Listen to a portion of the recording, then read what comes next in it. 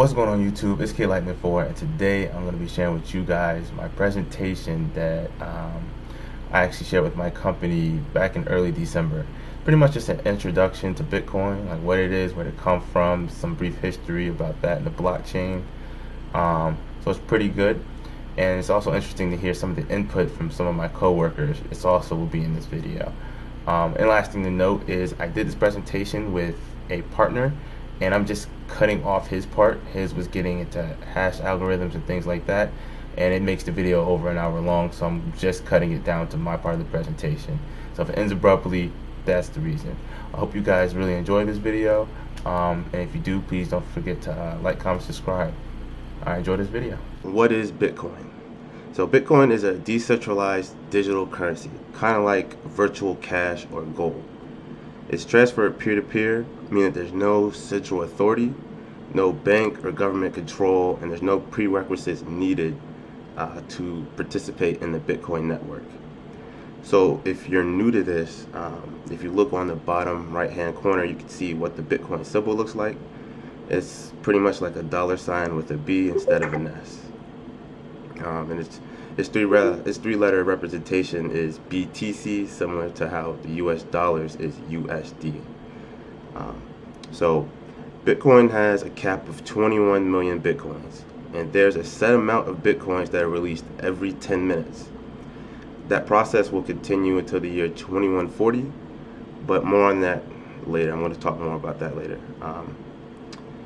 Also, just like there's cents to a dollar, Bitcoin is divisible down to the 8th decimal place, and potentially even smaller units if that's ever required in the future. Right now, that's less than a cent, but later on it might be worth a lot more. So where did Bitcoins come from? Just to give you some brief history, Bitcoin is in fact a cryptocurrency, and cryptocurrencies in general have been out since the 1980s. Bitcoin was not the first cryptocurrency, and just like many other successful ideas and inventions, the concept of Bitcoin was actually a unification of the best attributes of its successors. Early cryptocurrencies kind of had this big issue where if a user spent a unit of like Thor coin, for example, there was no fail-safe way to tell if it's already been spent before. In other words, it was very difficult to verify transactions on this type of system. Since these coins are literally digital information, they could be reproduced easier than physical information. So what would happen is I could have a single Thor coin. I could send Dave a reproduced copy of my Thor coin for 3 of his Hulk coins, right? And then send the original to Alan for 20 of his Spidey coins. And both transactions would actually be legitimate on some of the early cryptocurrency chains. Bitcoin solves that double spend problem through its distributed peer-to-peer network called the blockchain. And it's one of the largest reasons why it's gained popularity over the years and over some of the other cryptocurrencies. So one of the famous questions is who created Bitcoin? So Bitcoin was first introduced in 2009 by a guy named Satoshi Nakamoto, although there's no public records of a person by that name being associated with Bitcoin. And that's have led people to come up with all types of crazy conspiracy theories and things of that sort. And most people actually think it's just a pen name or an anonymous group. There's actually an article came out that says that the identity of Satoshi Nakamoto is actually some Australian entrepreneur named Craig Wright. And some people actually say it's Elon Musk, but that's never been proven. And like I said before, Satoshi himself, or Satoshi as the group, didn't invent Bitcoin by themselves or himself. It was more of a compilation of the work and ideas of top engineers and mathematicians over the course of 5 to 10 years. So I'm going to list out a couple of the pros and cons of Bitcoin. One of the advantages is it's a deflationary currency. while fiat currency like US dollars is subject to inflation, meaning that you lose value for the same dollar over the time, Bitcoin is inflation resistant. And that's because what I mentioned before, that there's a predetermined amount of Bitcoins that will be released over the years, which controls inflation by design. The next thing is international use. So another issue that Bitcoin tackles is cross-currency transfers and purchases. Buying something for another country today is expensive. You get all these extra costs and fees. There's even shipping that can end up costing more than the item that you bought. And that goes with moving money across the border too. There's just a lot of government red tape, which not only makes things unnecessarily expensive, but it also slows down quite a bit. So with Bitcoin, you can actually move millions of dollars relatively cheap, and not to undermine the fact that it's actually a much faster process. Next pro is you don't need a bank. You no longer need a bank to participate in the global financial system when you own Bitcoin. All you need is access to the internet. And there's 6.5 million people without access to financial services around the world, and that's a big issue that Bitcoin has the potential to tackle. Another thing is payment freedom. It's possible to send Bitcoins anywhere in the world at any time. If I would like to send Wilson 5 Bitcoins, all I would need to know is his Bitcoin address. And it's essentially just a hash of his public key. So if you own Bitcoin, I'd advise you to keep up with your private keys, because that's always important. Another advantage is it's fewer risks to merchants. So Bitcoin transactions are secure, they're irreversible, and it doesn't contain any PII. And it protects merchants from losses caused by fraudulent chargebacks and things like that. Bitcoin is secure, and I say that and what I mean by saying that is users are in full control of their transactions. It's impossible for merchants to kind of send unwanted or unnoticed charges, kind of like happens to your credit cards and other things like that, where they just tack on unnecessary charges in like that. So transparency is another thing that Bitcoin does very well with. Everything about the money supply itself is readily available on the blockchain for anyone to verify and use in real time. So if you want to see what's on the blockchain at this moment, you could just go to blockchain.info, I think, and you could view the entire blockchain, how many blocks is currently on it, any other information that you would like to know about the blockchain. And another thing about security, it's been vetted for the last 9 to 10 years by many engineers and computer scientists. There was actually an article that just came out talking about how it would cost about $500 million just to hack the Bitcoin protocol for 10 minutes. But take that last fact with a grain of salt. And then lastly, lack of government control and manipulation. So some of the cons of Bitcoin, some of the disadvantages. It has a degree of acceptance. So a lot of people still are unaware of Bitcoin. Although more and more businesses are now accepting of Bitcoin, the list still remains relatively small. There's a lot of talk of Amazon taking crypto payments in the near future. They just bought up a lot of domains that are associated with Ethereum, and I think one was Litecoin, I'm not sure. So if that actually happens, that's really going to change the game. There's going to be a lot more people interested in Bitcoin and kind of pushing the technology forward. Another con is volatility. So the total value of Bitcoin in circulation and the total number of businesses is still small. And since that's the case, certain events, big trades, and business activities can still significantly affect the price. So it's still very volatile because of that. And I'm not going to get too in depth with this, but Bitcoin kind of does, but definitely used to have a big problem with what's called a whale. And that's when a user with a large holding of Bitcoin, probably like a early adopter, liquidates like 10,000 or 100,000 Bitcoins all at once. And it causes ridiculous disruption in the market. Kind of, it sways prices, it drives them really far down. And then that same whale would buy back that same amount of Bitcoin at a much lower price.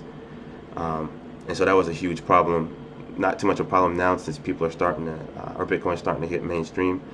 But that volatility is going to further decrease as Bitcoin matures and the technology matures as well. Another disadvantage, I personally don't believe it's a disadvantage, but a lot of people do, is that it's still ongoing development. Bitcoin software is still in active development, so it's still maturing. So take that how it is. And another disadvantage / advantage, I don't know how to label this one, but it's unforgiving. So if you send your Bitcoin to the wrong address, it's gone. You can't get it back. It's out there, and there's no way for you to get that Bitcoin back. So that happens fairly uncommon, so it's not too much of a problem. So Do you see the question from Jeff? oh no, I didn't see the question from Jeff. Boy, it says, is it possible to perform a transaction without technology? To perform a transaction without technology. Well, you would definitely have to have access to the internet, so no. Okay, so it's not something you can do face to face with a neighbor. I'm sorry, can you say it again? So it's not really something you can do face to face with a neighbor. Well, Without involving. Yeah, you can. Well, You actually, can do it face to face with a neighbor. yeah, actually, you you need can. technology. Yeah, that's true. But you still need some type of electronics. You still need some type of electronics, Your yeah. smartphone. You can do it with your smartphone. Right, but it's Yeah. not. So it's not. There's no way to hand somebody something. There are workarounds. Yes, that- there is. You can Yeah. hand somebody an entire wallet on Yeah. a USB drive Yeah, exactly. with a private key. All right. But still, that involves the wallet, so it's still some type of technology. So yeah. All right. So That- yeah, that- if you have possession of a private key, you can give it to somebody, and then they can use that private key to make transactions on the blockchain. And that private key can actually be handed off on a piece of paper or on a USB drive. All right. Yeah, I would argue that while you can do that, that's probably ahead of where most of the people in the country and the world could do right now, Yeah. just from a knowledge perspective. I agree. Yeah, the most common form of transaction person to person that I have seen is QR codes, which requires a smartphone. The downside is you need a smartphone. The upside is the exchange can take place instantaneously, and then it takes an hour or two to confirm the blockchain. Yep. And with that QR code, it kind of helps from not making mistakes and typing in the wrong address. I'd be very scared to transfer Bitcoin on with the address written on paper. So it makes a lot of sense. How can Bitcoin be acquired? How can you acquire Bitcoin? So there's three main ways to acquire Bitcoin. One way is just kind of how we was just talking about, is I can buy it from a person, or I can send it to someone. If you come to me saying, hey, I want a Bitcoin, we can look at the price, you give me the dollar amount, and I will send you a Bitcoin. Another way is an exchange like Coinbase, for example, where you can buy and sell Bitcoin with other Coinbase users. In my opinion, this is one of the easiest ways to get Bitcoin, simply because you're virtually guaranteed that someone is going to be willing to sell their Bitcoin to you on an exchange. It's kind of the nature of exchanges. Another way is you can sell a product or service in receipt of Bitcoin. So you can sell stuff in exchange for Bitcoin. Another way is mining for a Bitcoin. As I said earlier, Bitcoin are released every 10 minutes or so. And this is because there are miners out there that mine for Bitcoin and other cryptocurrencies as well. And it kind of works like a lottery system, where the more processing power you have, the better odds you have of getting your Bitcoins for free. Now, this is very difficult to do for the average person this day and time, but a year ago, mining Bitcoin could have been very profitable.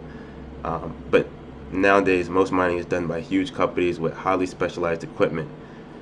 So, but There, sure. there's one other way.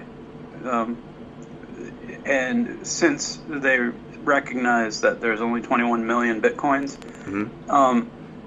there's the transaction fee. And you can pay to make your transaction complete quicker. You have to pay a minimum fee, first of all, so Bitcoin doesn't move for free. And that fee gets passed along to the nodes that confirm your transaction. And so you can literally, if you pay a low fee, you don't care. Maybe it takes 6 hours to confirm your transaction. Or you pay a high fee, and maybe it takes 2 minutes to confirm your transaction. And that's the fourth way. And if you're one of those processors, then you get that fee. It transfers to your wallet. That was good. I didn't even know that. That's good to know. Thanks, Glenn. And yeah, with mining, it kind of brings me to the blockchain itself. So miners are essentially record keepers. There's people sending Bitcoins all over the Bitcoin network all the time. But unless someone keeps a record of all of these transactions, no one will be able to keep track of who paid for what. So the Bitcoin network kind of deals with this by compiling all of the transactions made in a certain block of time into a list. So essentially what a miner is doing is competing with other miners to record and verify those transactions and write them into the general ledger or the blockchain. And then after that happens, the miner is awarded with Bitcoins. But it's not exactly that simple. So the blockchain can be used to discover any and every transaction made between two Bitcoin addresses at any point on the network. But how is that to be trusted? So how can you make sure that the blockchain hasn't been tampered with? And that's also where mining comes in. Every miner has a real-time copy of the blockchain. When a block of transactions come down through the pipeline, miners have to put it through a hashing process. They have to take that information in that specific block and put it through that process.